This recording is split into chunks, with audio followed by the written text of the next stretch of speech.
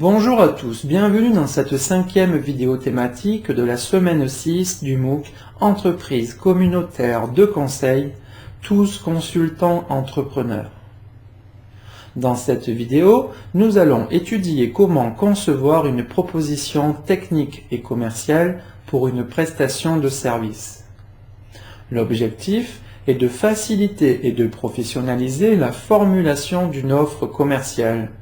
En effet, la proposition commerciale est un document primordial de par sa valeur contractuelle en cas d'incompréhension en cours de réalisation. Elle permet de sécuriser la prestation et le règlement. Il est important de préciser ce que l'on fait, mais surtout ce que l'on ne fait pas. Le plan type d'une proposition commerciale est tout d'abord un préambule, suivi d'une introduction, de la proposition technique et de la présentation de l'équipe. Ensuite, un paragraphe traite de la description des charges, du planning et des coûts. Optionnellement, des références peuvent être présentées avant l'intégration des dossiers de compétences détaillés et d'une description de l'ECC si pertinent. Au besoin, un annexe peut également être inséré. Commençons par présenter la première de couverture. Dans l'entête du document, le logo de l'ECC est précisé. Les informations présentes sur cette page de présentation sont le titre, le nom de la proposition et le logo du client. Dans le pied de page, il est précisé les informations légales usuelles comme l'adresse du siège social, les coordonnées téléphoniques, le numéro de SIRET, la forme juridique, le code APE, l'URL du site internet, le numéro de RCS et celui de la TVA intracommunautaire. Sur la deuxième page, un cartouche permet l'identification du document à travers le nom, le numéro de version et le mode de diffusion. Des cartouches permettent aussi la validation documentaire avec le nom du rédacteur et celui du vérificateur, la date d'exécution et le visa associé, ainsi que la gestion de l'historique des versions via les dates de création ou de modification, le numéro de version créé et un commentaire précisant l'action principale réalisée. Sur une troisième page, un préambule est proposé au sein duquel un résumé précise l'objectif de la proposition et indique les documents de référence si existants. La liste des parties prenantes internes et externes à l'ECC est précisée, avec pour chacune le nom, la fonction et les coordonnées. Sur une nouvelle page, il peut être renseigné de manière optionnelle une synthèse décisionnelle pour donner du poids à votre proposition.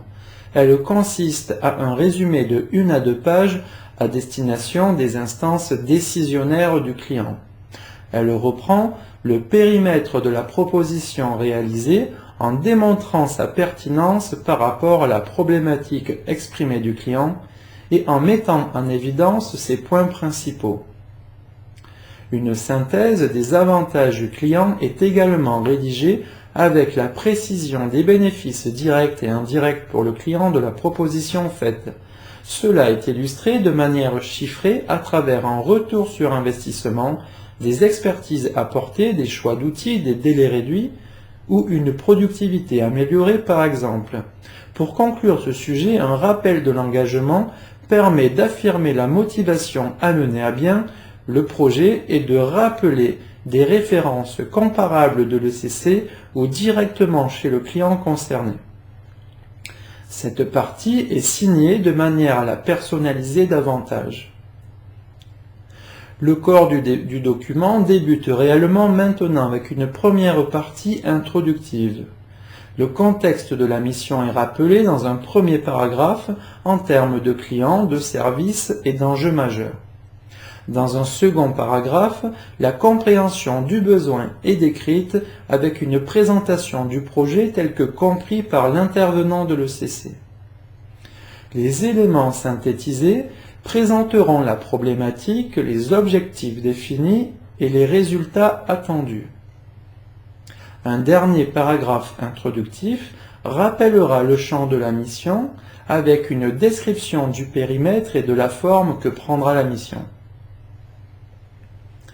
Dans une seconde partie est rédigée la proposition technique. Il y est mise en évidence la démarche sur la manière d'appréhender le projet. En introduction, il est recommandé de mettre en avant les points d'attention, les difficultés identifiées, les hypothèses retenues, etc. Dans les sous-parties, il est utile de décrire l'approche ou l'ordonnancement explicite des tâches et des livrables. Pour construire la proposition technique, dans un premier paragraphe, un phasage du projet est défini. Pour chaque phase, une description claire présentera à minima les objectifs attendus, les prérequis, les prestations réalisées, les livrables délivrés, les acteurs impliqués, les charges estimées, le planning prévisionnel et les difficultés identifiées. De manière facultative, il est possible d'offrir une vision synthétique de chaque phase à l'aide d'un tableau générique. Il est important de préciser ce qui est prévu mais aussi ce qui est non prévu, mais qui par la suite pourrait sembler naturel pour le client, comme des documents de synthèse ou de la formation par exemple.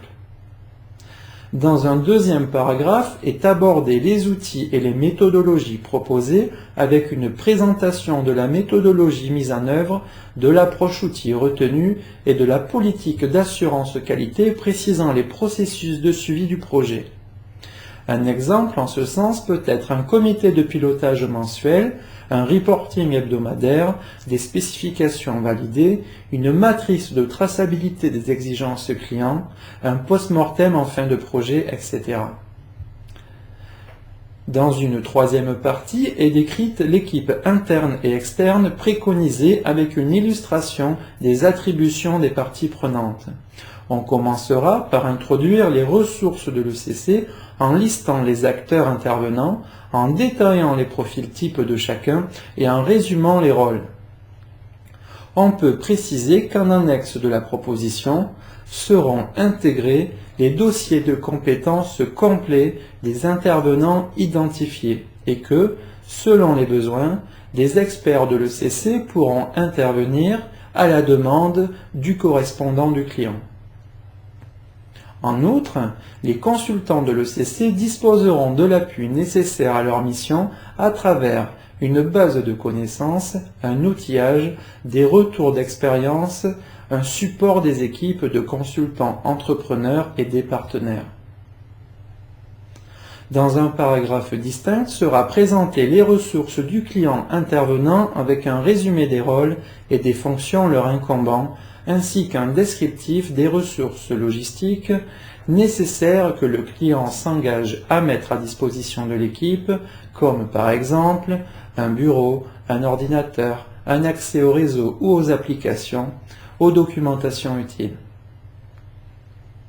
Dans une quatrième partie est rédigée une description des charges du planning et des coûts.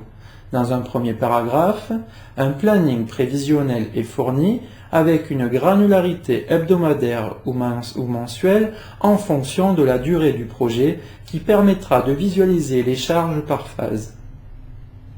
À ce niveau, une cohérence est nécessaire avec les phases décrites précédemment. Le tableau proposé est adaptable s'il y a plusieurs intervenants ou en fonction de la nature du projet. Une recommandation est de construire un planning relatif basé sur une date de début théorique T0 restant valable malgré un décalage du projet tel qu'un retard à la signature ou un report du projet. Ainsi, tout décalage de cette date impliquera de facto un décalage de la totalité des jalons du planning de manière induite. Dans un second paragraphe, la proposition financière est détaillée avec, à ce niveau, un rappel des charges financières globales hors taxes, du projet en chiffres et en lettres, du taux de TVA applicable, du montant total de la TVA et du montant TTC associé, des charges par phase ou par type de prestation. On précise également le taux journalier des différents profils à titre indicatif dans le cadre d'un forfait, les prestations couvertes par les coûts et la prise en compte ou non des frais divers, comme les déplacements ou l'hébergement par exemple. Un tableau global permet d'avoir une vision d'ensemble de l'offre financière.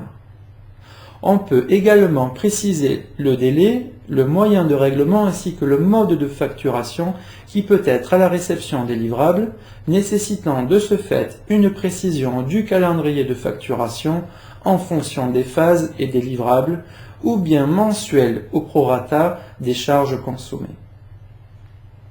Dans ce dernier cas, il est utile d'informer de l'utilisation du RMA qui est assigné chaque fin de mois.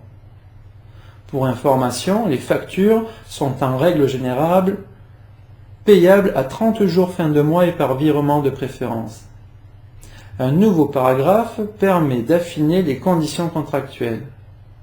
Dans cette partie, on liste tous les éléments permettant de limiter la responsabilité en termes de périmètre du projet, de livrables documentaires, de responsabilité avec un engagement de moyens ou de résultats, de pénalités de retard, de limites d'engagement, de secret professionnel, de conditions de règlement, d'acomptes versés, de révision des prix pour des prestations pluriannuelles, de propriété intellectuelle, etc.